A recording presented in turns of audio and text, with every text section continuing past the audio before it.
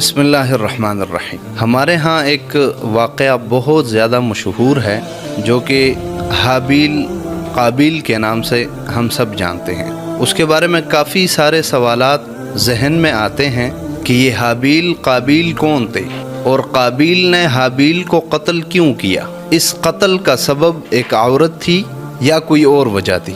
اور قابیل نے حابیل کو قتل کیسے کیا؟ کیونکہ اس وقت تو دنیا کی ابتدا تھی، نہ کوئی تلوار بنی تھی، نہ کوئی بندوق بنی تھی، نہ کوئی چھری بنی تھی، تو یہ قتل کیسے ہوا؟ اور اس کے بعد قابیل کو اللہ تعالیٰ نے کیا سزا دی؟ اور کیا آدم علیہ السلام نے اس وقت روکا نہیں جب ایک بھائی دوسرے بھائی کو قتل کر رہا تھا؟ انشاءاللہ اس ویڈیو میں ان تمام سوالات کے تفصیلی جوابات دیں گے۔ سب سے پہلی بات کہ قابیل حابیل کون تھے؟ تو یاد رکھیں، قابیل اور حابیل یہ حضرت آدم علیہ السلام کے بیٹے تھے۔ اور ان کی لڑائی کیوں ہوئی؟ لڑائی اس وجہ سے ہوئی کیونکہ اس وقت دنیا میں صرف یہی لوگ تھے، حضرت آدم علیہ السلام، حضرت حوا علیہ السلام اور ان کے 2 بیٹے اور 2 بیٹیاں۔ بیٹے قابیل اور حابیل تھے اور ان دونوں کی ایک بہن تھی۔ یعنی اس وقت نسل کو بڑھانے کا طریقہ یہ تھا کہ اللہ تعالیٰ ایک حمل سے یعنی ایک پیٹ سے 2 بچے پیدا فرماتے، ایک لڑکا ہوتا اور ایک لڑکی ہوتی، اور اسی طرح دوسرے حمل سے پھر ایک لڑکا اور ایک لڑکی۔ تو قانون یہ تھا اللہ کی طرف سے کہ ایک حمل کا لڑکا اور دوسرے حمل کی لڑکی یہ آپس میں شادی کریں گے۔ جو ایک ہی حمل سے پیدا ہوئے بچے ہوتے وہ دونوں آپس میں بھائی بہن ہوتے، وہ ایک دوسرے کے لیے جائز نہیں سمجھے جاتے، اللہ کی طرف سے یہ منع ہوتا۔ لیکن ایک حمل کا لڑکا یا ایک حمل کی لڑکی اور دوسرے حمل کا لڑکا یا دوسرے حمل کی لڑکی، ان کی آپس میں جو ہے نکاح جائز ہوتا، اور حکم بھی یہی ہوتا کہ اس طریقے سے کیا جائے گا۔ اب جو قابیل تھا یہ بڑا بھائی تھا، اس کی اور اس کی بہن کی پیدائش یہ جنت میں ہوئی تھی۔ اس کے بعد حضرت آدم علیہ السلام اور حضرت حوا علیہ السلام ان کو زمین پر بھیجا گیا، تو زمین پر پھر ایک لڑکا اور ایک لڑکی کی پیدائش ہوئی، اور وہ حابیل تھا اور اس کی بہن۔ اب قانون کے مطابق جو قابیل کی بہن تھی وہ حابیل کی نکاح میں آنی چاہیے تھی، اور جو حابیل کی بہن تھی وہ قابیل کی نکاح میں آنی چاہیے تھی۔ لیکن قدرت کا کرنا کہ قابیل کی بہن خوبصورت تھی اور حابیل کی بہن خوبصورت نہیں تھی، اور قابیل بڑا بھائی اور حابیل چھوٹا بھائی۔ تو قابیل یہ کہنے لگا کہ میں اپنی ہی بہن سے نکاح کروں گا کیونکہ وہ خوبصورت تھی، اور وہ یہ سمجھتا تھا کہ اس پر میرا زیادہ حق ہے کیونکہ ہم ایک ہی حمل سے پیدا ہوئے ہیں۔ حالانکہ اللہ کی طرف سے قانون یہ نہیں تھا، قانون مختلف تھا۔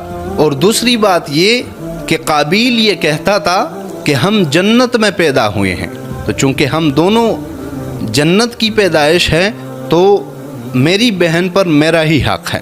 لیکن حضرت آدم علیہ السلام ان کو فرمایا کرتے تھے کہ اللہ کا قانون ایسا نہیں ہے۔ پھر حضرت حابیل جو تھے یہ اس وقت جانور چرایا کرتے تھے، یعنی ایک چرواہے تھے، اور جو قابیل تھا وہ کھیتی باڑی کرتا تھا۔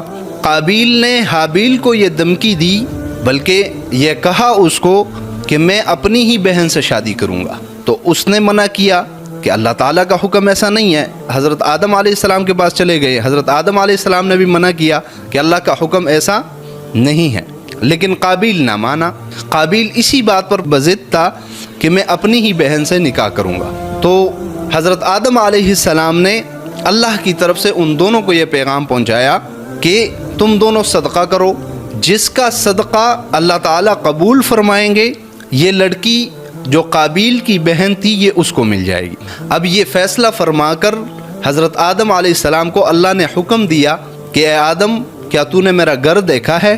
آدم علیہ السلام نے عرض کیا یا اللہ میں نے نہیں دیکھا ہے۔ اللہ تعالیٰ نے حکم دیا اور مکہ کی طرف اشارہ کیا کہ یہ میرا گھر ہے اور اس کی زیارت کر کے آ جاؤ۔ حضرت آدم علیہ السلام یہاں چلے آئے اور وہاں پیچھے دونوں بھائی رہ گئے۔ اب جاتے ہوئے حضرت آدم علیہ السلام آسمان کو کہنے لگے کہ میرے بچوں کی حفاظت تو فرما، لیکن آسمان نے انکار کیا کہ میں ان کی حفاظت نہیں کر سکتا۔ حضرت آدم علیہ السلام نے پہاڑوں سے کہا کہ میرے بچوں کی حفاظت تم کرو گے، لیکن پہاڑوں نے بھی انکار کیا، گویا کہ ان کو پہلے سے علم تھا اس بات کا، اللہ نے بتا دیا تھا کہ یہ حادثہ ہوگا۔ زمین کو کہا کہ تو میرے بچوں کی حفاظت کر، لیکن زمین نے بھی انکار کیا۔ حضرت آدم علیہ السلام بہرحال چلے گئے اور یہاں پیچھے دونوں بھائی رہ گئے۔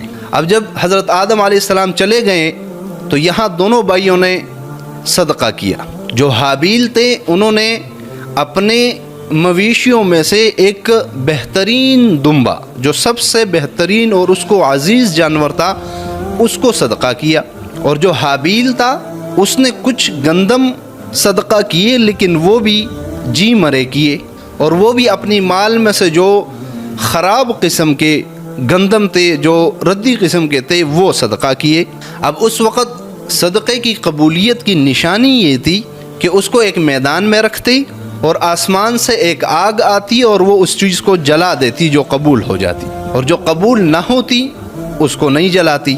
ان دونوں نے اپنے اپنے صدقے ایک میدان میں چھوڑ دیے، تو آسمان سے ایک آگ کا شعلہ آیا اور حضرت حابیل کا جو دمبا تھا اس کو اٹھا کر لے گیا، اور قابیل کا جو صدقہ تھا اس کو کچھ بھی نہیں کہا، وہ ایسے ہی رہ گیا۔ تو اس کا مطلب یہ تھا کہ حابیل کی قربانی قبول ہو گئی لیکن قابیل کی قبول نہ ہوئی۔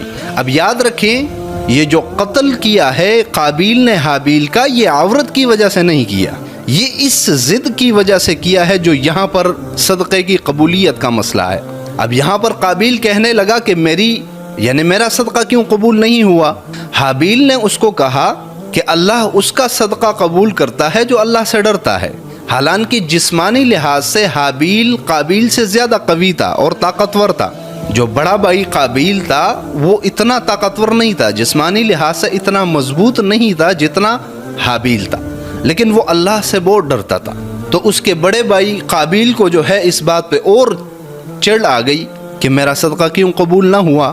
اتنے میں حضرت آدم علیہ السلام واپس تشریف لائے، ان کے سامنے جب بات کا تذکرہ کیا تو وہاں پر بھی قابیل یہ کہنے لگا حضرت آدم علیہ السلام کو کہ حابیل کا صدقہ اس لیے قبول ہوا ہے کیونکہ آپ نے اس کے لیے دعا کی تھی، اور میرے لیے دعا نہیں کی تھی تو اس وجہ سے قبول نہیں ہوا۔ یعنی یہاں پر وہ 2-3 چیزوں کا شکار ہوا قابیل، سب سے پہلے تکبر کا، اور دوسری چیز حسد کا۔ تو اسی حسد میں آ کر اس نے حابیل کو دھمکی دی کہ میں تجھے قتل کر دوں گا۔ حابیل نے کہا کہ اللہ سے ڈرو، یہ بہت بڑا گناہ ہے، بہت بڑا جرم ہے، اس جرم کے مرتکب نہ بنو۔ اگر آپ صدق دل سے صدقہ کرتے تو اللہ قبول فرماتا، لیکن چونکہ آپ نے دل سے یہ صدقہ نہیں کیا تھا اور تقوی کے ساتھ نہیں کیا تھا تو اللہ نے قبول نہیں کیا، اب اس میں میرا کیا قصور ہے؟ لیکن قابیل اپنی ضد پر اڑا رہا۔ پھر ایک دن حضرت حابیل کے آنے میں ذرا دیر ہو گئی، کیونکہ وہ صبح چلے جاتے، شام کو اپنے جانور لے کے واپس آ جاتے۔ تو حضرت آدم علیہ السلام نے قابیل کو بھیجا کہ جا کے دیکھ کر آؤ کہ حابیل کہاں گیا ہے، کیا ہوا ہے اس کو۔ اب یہاں پر 2-3 قسم کی روایات ملتی ہیں ہمیں۔ ایک روایت میں آتا ہے کہ یہ قابیل یہاں سے ایک چوری لے کے ساتھ چلا گیا، یعنی یہ اس ارادے سے گیا کہ وہ تو ویسے بھی لیٹ ہو گیا ہے تو میں اس کو قتل کر دوں گا۔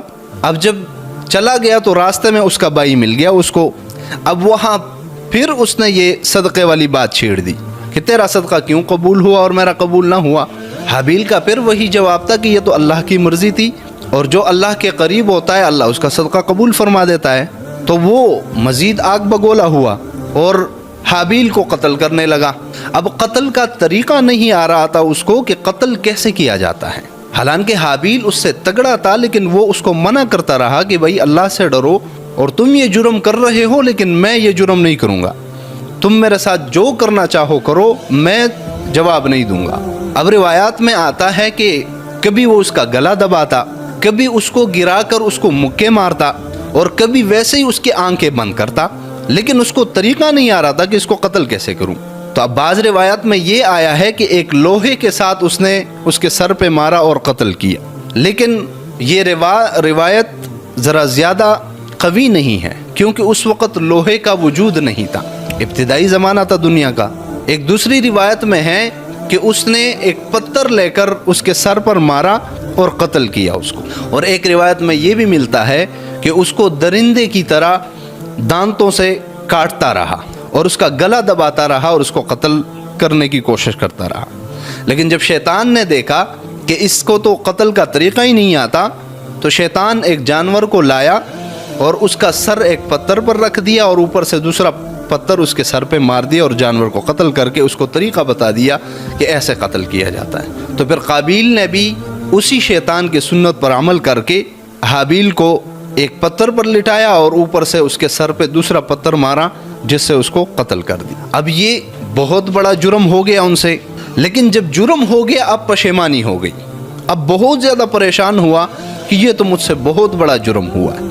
اتنے میں شیطان نے یہاں بائی کو بائی سے قتل کروایا اور پھر سیدھا بھاگتا ہوا حضرت حوا کے پاس چلا گیا اور اس کو کہنے لگا کہ قابیل نے حابیل کو قتل کر دیا. اب حضرت حوا کو پتہ ہی نہیں کہ یہ قتل ہوتا کیا ہے، تو انہوں نے پوچھا کہ یہ قتل کیا چیز ہے. تو انہوں نے کہا کہ آپ کا حابیل بیٹا جو ہے وہ اب نہ کھا سکتا ہے، نہ پی سکتا ہے، نہ دیکھ سکتا ہے، نہ چل سکتا ہے، نہ ہل سکتا ہے، نہ جل سکتا ہے. تو اس پر حضرت حوا سوچنے لگی اور کہا کہ یہ کہیں موت کی بات تو نہیں کر رہے ہیں. اس نے کہا ہاں وہی موت آ گئی ہے اسے.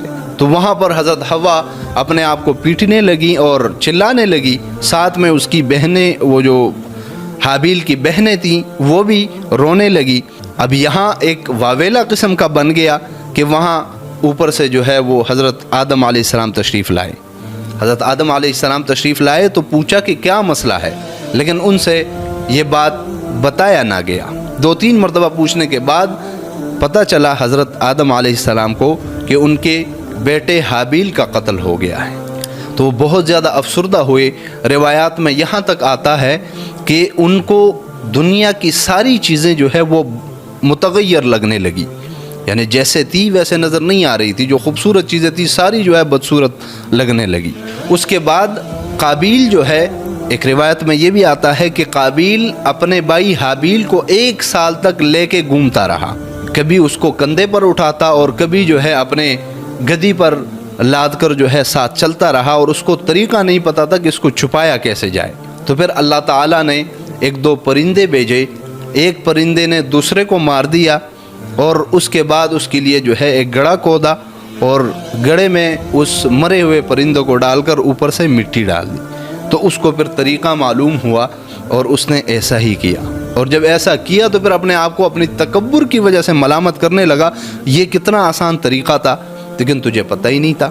اب قابیل نے اتنا بڑا جرم تو کر دیا، کیا اس کو سزا ملا یا نہیں؟ تو یاد رکھیں اسے دنیا میں ہی بہت سخت سزا ملی تھی. سزا کیا تھی کہ ایک تو اس کی پنڈلی کو ران کے ساتھ لٹکا دیا گیا اور دوسری سزا اس کو یہ ہوئی کہ اس کا منہ چہرے کی طرف کر دیا گیا. بس جس طرف سورج ہوتا اس کا چہرہ سورج کی طرف ہوتا، یعنی اس کے چہرے کو سورج کی طرف کر دیا گیا. اب جس طرف سورج چلتا تو اس کا منہ بھی اسی طرف ہوتا اور وہ اسی کی طرف دیکھتا. دنیا میں دوسری چیزوں کو وہ نہیں دیکھ سکتا تھا.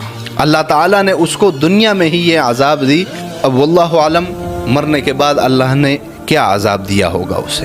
تو میرے بھائیوں، اس واقعے سے ہمیں یہ سبق ملتا ہے کہ ایک تو ہم تکبر کو چھوڑ دیں، کیونکہ تکبر نے بڑے بڑوں کو جو ہے وہ ذلیل و رسوا کر دیا ہے. اور دوسری چیز حسد، جو کہ ہمارے معاشرے میں جڑ پکڑ چکی ہے. تو ہمیں یہ حسد چھوڑنی چاہیے، کیونکہ اس حسد کی وجہ سے انسان بہت زیادہ گر جاتا ہے. اور جس کو گرانے کی کوشش کرتا ہے وہ گرے یا نہ گرے، لیکن حاسد انسان خود گر جاتا ہے. اللہ تعالی ہمیں اس واقعے سے سبق لینے کی توفیق نصیب فرمائے اور ہمیں اچھے مسلمان بننے کی توفیق عطا فرمائے.